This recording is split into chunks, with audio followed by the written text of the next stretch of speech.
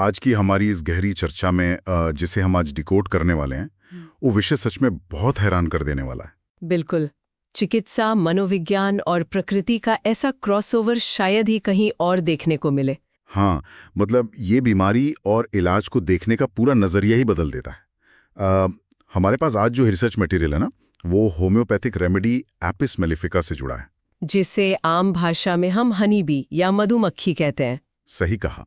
और इस पूरे डीप डाइव का जो मुख्य उद्देश्य है वो ये समझना है कि कैसे एक छोटे से कीट का स्वभाव, उसका डंग और यहाँ तक कि उसकी पूरी सोशल लाइफ भी। हाँ, कैसे वो सब इंसान की शारीरिक और मानसिक बीमारियों के लक्षणों से हूबहू मेल खाते हैं। होम्योपैथी का एक बहुत ही मूल सिद्धांत है, सिमिला सिमिलिबस क्यूरांटर। मतलब जो चीज स्वस्थ शरीर में जो लक्षण पैदा करती है, वही चीज बीमार शरीर में उन लक्षणों को ठीक भी कर सकती है ना? बिल्कुल। और ये देखना सच में बहुत ही अद्भुत है कि प्रकृति और इंसान का स्वास्थ्य आपस में कितने गहरे स्तर पर जुड़े हुए हैं। मैं तो यही सोच रहा था कि ये कितना अजीब और दिलचस्प है। ठीक है, तो आइए इसे विस्तार से समझते हैं। जरूर। कि कैसे एक मधुमक्खी का पूरा जीवन एक पूरे मेडिकल प्रोफाइल को परिभाषित कर सकता है। इस पूरे कॉन्सेप्ट को अगर हम क्लिनिकल नजरिए से देखें तो यहाँ जो बात सबसे अधिक रोचक है वो ये है कि इस दवा की आवश्यकता वाले जो अक्यूट या तीव्र मामले होते हैं, वो सीधे तौर पर मधुमक्खी के डंक मारने जैसे लगते हैं, राइट? एकदम सही। जब मरीज इस अवस्था में होता है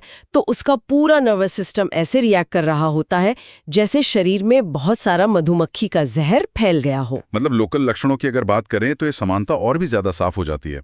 हमारे स्रोत के अनुसार शरीर के प्रभावित हिस्से में एक लाल रंग की बहुत ही गर्म सूजन आ जाती है। हाँ, और इसके साथ ही एक अजीब सी तेज चुभन होती है, जलने वाला दर्द। बिल्कुल वही पियर्सिंग और बर्निंग सेंसेशन जो किसी को तब महसूस होता है जब कोई मधुमक्खी अपना डंक त्वचा में छोड़ देती है। और दिलचस्प बात यह है कि ऐसे मरीज उस प्रभावित हिस्से को छूने से बहुत ज्यादा कतराते हैं। उनका नर्वस सिस्टम बहुत हाइपर सेंसिटिव हो जाता है। एक हल्का सा स्पर्श भी दर्द को बढ़ा देता है।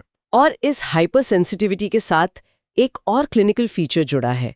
ये मरीज बहुत वार्म ब्लडेड या गर्म तासीर वाले होते हैं। हाँ, मुझे याद आ रहा है, स्रोत में एक बहुत ही दिलचस्प चित्र का हवाला दिया गया है। वो बर्फ वाला? हाँ, वही, जिसमें एक आदमी केवल अंडरवेयर पहनकर बर्फ में खड़ा मुस्कुरा रहा है। वो चित्र बहुत सटीक है।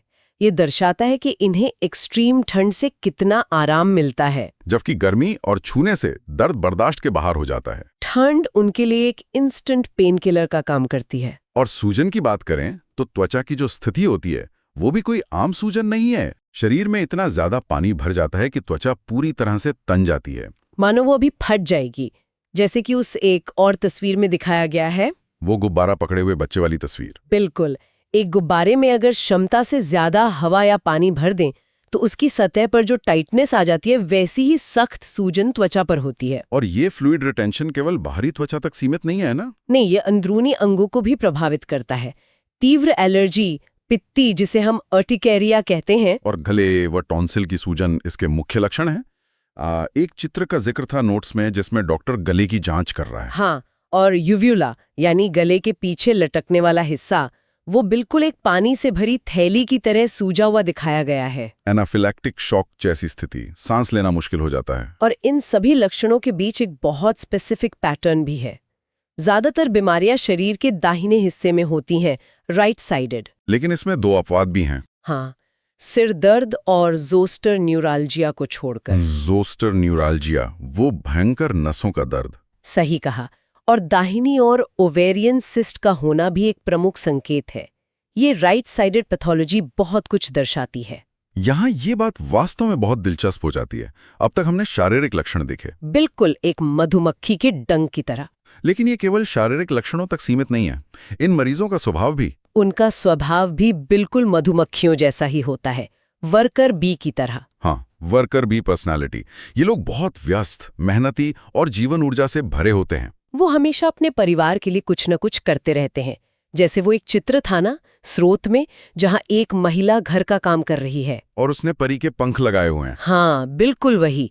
वे एक तरह से अपने परिवार के लिए अथक केयर गिवर बन जाते हैं। लेकिन क्योंकि वो हमेशा जल्दी में होते हैं, इसलिए वो बहुत अनाड़ी या क्लमजी हो जाते हैं। उनके हाथों से अक्सर चीजें गिर जाती हैं। उनका दिमाग इतना तेज चल रहा होता है कि शरीर साथ नहीं दे पाता। स्रोत की उस तस्वीर का जिक्र करना जरूरी है जिसमें एक वेटर के हाथों से ट्रे और ग्लास गिर रहे हैं। वो एकदम परफेक्ट उदाहरण है। तो इस सब का आखिर क्या मतलब है? मैं यही सोच रहा था कि इतनी अधिक मेहनत और ऊर्जा के पीछे की असल वजह क्या है। अगर हम इसे व्यापक संदर्भ में देखें तो इन मरीजों के लिए परिवार ही सब कुछ होता है। उनका छत्ता। बिल्कुल, वे अत्यधिक जिम्मेदार होते हैं, लेकिन साथ ही अपने परिवार के प्रति बहुत तानाशाह या ऑथोरिटेरियन भी हो सकते हैं। वे चाहते हैं कि हर कोई उनकी बात माने। उस तस्वीर का जिक्र करें जहां माता पिता के सिर को रिंच के रूप में दिखाया गया है। हाँ, वो रिंच वाली तस्वीर बहुत गहरी है। ये दर्शाता है कि वे चाहते हैं कि सब कुछ एकदम व्यवस्थित रहे, उनके कंट्रोल में। और इस आदर्श परिवार को बनाए रखने के चक्कर में वे अपनी खुद की जरूरतों को दबा देते हैं। अपनी भावनाएं, अपनी थकान, सब कुछ। और बीमारियां तब शुरू होती हैं जब पारिवारिक या व्यावसायिक तनाव बहुत बढ़ जाता है या जब उन्हें कोई डर या बुरी खबर मिलती है। दबी हुई भावनाएं। स्रोत में एक और बहुत सेंसिटिव पॉइंट था, दबी हुई कामुकता से भी बीमारियां पैदा होती हैं। विशेषकर विधवाओं में, जहां समाज अक्सर ये उम्मीद करता है कि वे अपनी इन इच्छाओं को खत्म कर लेंगी। चित्र का वर्णन भी था इसमें, जिसमें एक महिला गर्मी महसूस कर रही है और ही सीक्स हर विज्ञापन पढ़ रही है। वो दबी हुई सेक्सुअलिटी बहुत गंभीर शारीरिक बीमारियों और शरीर में भयानक आंतरिक गर्मी के रूप में बाहर आती है। और इस सब कंट्रोल के बीच इनमें अत्यधिक ईर्ष्या होती है, जेलसी। वे अपने साथी को खोने या अपने आदर्श परिवार के टूटने से बहुत डरते हैं। तस्वीर में एक महिला अपने पति को दूसरी महिला की ओर देखते हुए शक की नजर से देख रही है। ये ईर्ष्या उनके अथॉरिटेरियन नेचर का ही हिस्सा है। ये सत्ता और नियंत्रण खोने का डर है। तो ये मानसिक दबाव किस चरम तक पहुंच सकता है, क्योंकि हमेशा तो कोई ऐसा नहीं रह सकता। शुरुआत में ईर्ष्या हल्की होती है, लेकिन धीरे धीरे ये भयंकर गुस्से में बदल जाती है। एक बॉइलिंग पॉइंट आ जाता है। रीज, बिल्कुल, एक मधुमक्खी के आक्रामक हमले जैसा। गुस्से में ये लोग चीजें तोड़ सकते हैं, चिल्ला सकते हैं और अपनी सारी भड़ास निकाल सकते हैं। लेकिन परिवार को टूटने से बचाने के लिए इन्हें तुरंत पछतावा भी होता है। ये सबसे दुखद हिस्सा है। वे रोने लगते हैं, माफी मांगने लगते हैं और उस गुस्से को वापस अंदर धकेल देते हैं। ये आंतरिक भावनात्मक उथल-पुथल उन्हें और अधिक बीमार कर देती है। लंबे समय तक ऐसा चलने पर वे एक ऐसी अवस्था में पहुंच जाते हैं जहां वे पूरी तरह से उदासीन हो जाते हैं। एपैथेटिक। हाँ, उन्हें किसी भी चीज की परवाह नहीं रहती। उनकी सारी वाइटैलिटी खत्म हो जाती है। एक इमोशनल पैरालिसिस। ये सच में एक बहुत ही गहरा एनालिसिस है। ये स्रोत सामग्री केवल एक दवा का विवरण नहीं है। नहीं, बिल्कुल नहीं। ये इस बात का एक शानदार अध्ययन है कि कैसे अति जिम्मेदारी, दबी हुई भावनाएं और सब कुछ नियंत्रित करने की चाहत इंसान को शारीरिक और मानसिक रूप से बीमार कर सकती है। ये शरीर और दिमाग के कनेक्शन को बहुत साफ तौर पर दिखाता है। ये एक महत्वपूर्ण सवाल खड़ा करता है। इस पूरी चर्चा के बाद एक विचार दिमाग में आता है। वो क्या? यदि मधुमक्खी जैसे छोटे से कीट का स्वभाव, उसका सामाजिक ढांचा और उसका डंक इंसान के अंदर पनप रहे इतने गहरे मानसिक तनाव और शारीरिक सूजन को इतने सटीक रूप से दर्शा सकता है, तो क्या हमारी बीमारियां केवल एक मेडिकल समस्या है? बिल्कुल। या फिर प्रकृति ने हमारे आसपास मौजूद जीवों के रूप में हमारे ही जीने के तरीके, हमारे तनाव और हमारे व्यवहार का एक सीधा प्रतिबिंब छिपा रखा है। एक मिरर जिसे हम अक्सर नजरअंदाज कर देते हैं। शायद प्रकृति हमें बता रही है कि हम जो कुछ अंदर दबाते हैं वो अंततः हमें उसी तरह से डंक मारता है। ये सोचने वाली बात है। बहुत ही गहरी बात है ये। तो इसी विचार के साथ आज की हमारी इस गहरी चर्चा को हम यहीं विराम देते हैं।